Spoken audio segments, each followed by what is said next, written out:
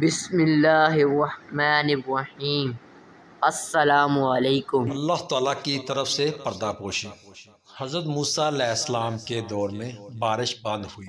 لوگوں نے حضرت موسیٰ علیہ السلام سے گزارش کی کہ اللہ تعالیٰ کے حضور دعا کیجئے کہ بارش برسے، اس لیے کہ بارش سے ہر چیز کی زندگی ہے۔ حضرت موسیٰ علیہ السلام نے سب لوگوں کو جمع کیا اور اللہ کے حضور سوال کیا۔ اللہ تعالیٰ نے فرمایا، موسیٰ، اس وقت تک بارش نہیں ہوگی جب تک آپ اپنی اس مجلس سے اس آدمی کو نہیں نکالیں گے 40 سال سے ایک گناہ میں مصروف و مشغول ہے۔ حضرت موسیٰ علیہ السلام نے اعلان کیا کہ 40 سالہ گناہ گار جب تک مجلس نہیں چھوڑے گا اس وقت تک بارش نہیں ہوگی۔ وہ بندہ سوچنے لگا، اگر میں اب اٹھتا ہوں تو لوگوں کی انگلیاں میری طرف اٹھیں گی کہ یہ 40 سالہ گناہ گار ہے، اگر نہیں اٹھتا تو بارش نہیں ہوتی۔ عجیب کشمکش میں تھا۔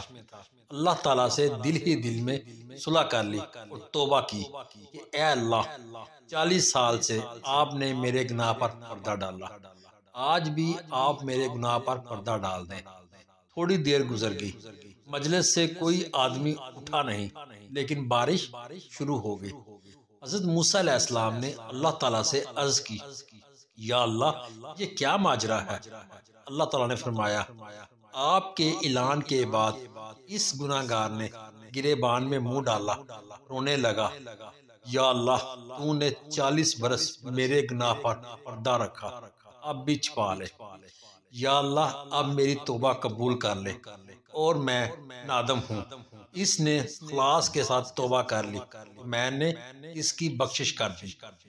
دوستو، اللہ بخشنے کے لیے بہانہ تلاش کرتا ہے، تھوڑی سی توجہ کی ضرورت ہے۔ اللہ ستار بھی ہے، غفار بھی، لیکن ہم متوجہ نہیں ہوں گے تو یاد رکھیں اللہ قہار بھی ہے۔ اللہ کی رسی بڑی ڈھیلی ہے، لیکن جب رسی کھینچ لے تو پھر چھوٹنا مشکل ہوتا ہے۔ اللہ تعالی ہم سب کو ہدایت دے، برائی سے بچائے، آمین۔